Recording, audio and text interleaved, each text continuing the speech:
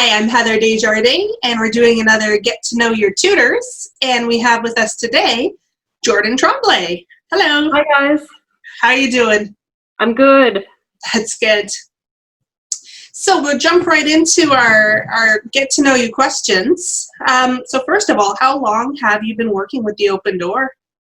About 3 years now. Yeah. And what was it that got you into the field of education? So I was kind of asked by my resource teachers back when I was in high school to help some fellow students learn how to use assistive technologies that I used for myself. And that was kind of my first experience really teaching someone else, and I discovered I loved it, so I knew I wanted to get into this field. Yeah, well, that makes sense. That's good. So in your day job, you work as a learning strategist. Why don't you tell us a little bit more about that and the learning strategy packages that people can get through the Open Door? At my day job, I work with university students, and I introduce them to learning strategies. At the Open Door, I decide to take my knowledge that I've gained in the post-secondary education field to apply it to our students. And so the goal is the first couple of sessions is just learning different strategies, and then the final session is kind of final review and talking about how the student might be able to apply what we've learned to other aspects of whether it be education or maybe even future potential employment. We have it mainly focused in terms of time management and study strategies. So time management could range from, okay, how to, say, set up an agenda in a way that makes sense, or time management could also be how do you organize your space. So how are you organizing, say, your binders or your folders on your laptop? Studying, on the other hand, might be what's a good way to kind of set up the notes so it's really easy to kind of review the information later. And so that's the basics of learning strategies. Yeah, definitely. And when I was first reading through the list of all the great areas that students can work on, I was kind of mentally ticking a few off for myself too, that I thought, procrastination strategies, yeah, I can do that. Always good. And then of course that's in addition to you doing the tutoring as well, which is excellent. Yeah. So what was it that first drew you to be interested in working for the Open Door?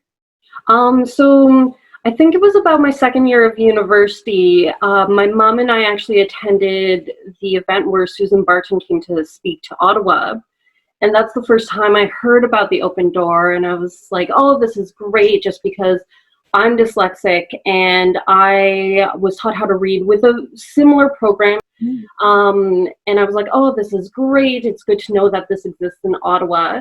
And then fast forward a couple of years in the future, and I was kind of looking around to see if I could get an additional part-time job in addition to my job at Carleton. And I noticed the Open Door was hiring, and I was kind of thinking, you know what, it would be really cool because my time that I spent with my reading and remediation tutor really helped me and kind of completely changed the whole world for me. So I applied, and I'm here now. Yeah, that's excellent. And I remember one of the things from when we had our initial interview was just the fact that you could bring that experience, the personal experience, to the table for your students because you've lived through that whole process and having the dyslexia diagnosed and then getting the right type of help and seeing the difference that it made. So the fact that you can relate to the students on that level is really fantastic. So I'm going to ask you a couple of fun little questions. So the first one I'll ask is just what's a little fun fact about yourself that your students may not know? I'd have to go with that I've lived in 7 different cities. Ah, yeah. I didn't know that either. I'm not actually from Ottawa, but lived around a couple places. That was part of the military, so. Okay. And 7 different cities, are they all in Canada or were they other countries? Canada and the US. So Was born in Winnipeg, moved to Dartmouth, Nova Scotia after that. Then Denver, Colorado, Colorado Springs, Colorado, Victoria on Vancouver Island, which was gorgeous. Oh, yeah.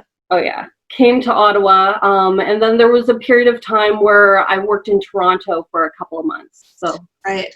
Okay. I've lived in one city. that's fair. Most people I talk to have. So Yeah. So I love it when people have had the opportunity to live in different places.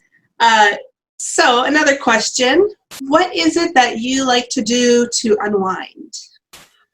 it would be a bit of a toss-up between reading or sewing. I like to sew, I like to quilt. I also do some hand embroidery, so all sorts of fabric-based crafts. Don't ask me to do anything with paper, though. All right, so now what I'm going to do is I'm just going to ask you a handful of some rapid-fire questions. Don't hum and har, think too much about the answers, just the first thing that pops into your head. All right? Okay. Okay, so what's your favorite day of the week? Gonna say Wednesday. Wednesday? Hump day. Yeah. All right. If you had to choose sushi, tacos, or burgers, what would be your go-to? That's I love Hard, food so much. This is a hard question. I'm going to go with tacos. Me too. What's the furthest you've traveled? Not just lived, but traveled. That would be traveling to Paris for a school trip. Oh, that's a nice school trip. Oh, yes, it was Should lots have of gone to your fun. school. We didn't go to Paris for our school trip, that's for sure. I think we went downtown Ottawa. Not a bad trip either. No, I'd still take Paris. Okay, here's a strange one. If you joined the circus, what would be your act?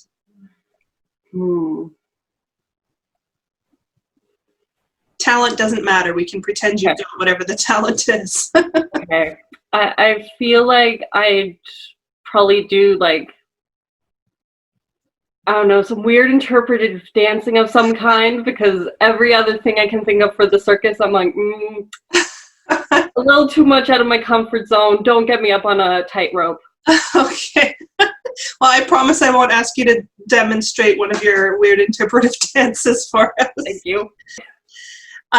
Okay, and then the last question that I have really is there any particular moment that really stands out for you as a really great moment that you had as a teaching experience with one of your students?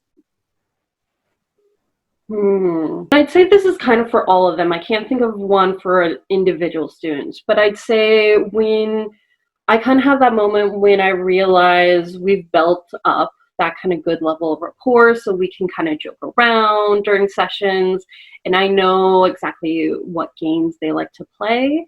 So I feel like that's kind of the most special moment for me. Yeah, when that relationship is really starting to take hold with the student. Yeah. Oh, that's great. And it does make such a big difference, not just only in the terms of the camaraderie, but the trust and the ability to read your student and to know when it's time to switch things up or play a little game. Yeah. Oh, that's good. Well, thanks so much for taking some time to chat and let people get to know you a little better. And I hope that you have a good rest of the day. Yeah, you too. Thank you. Thanks. Bye-bye.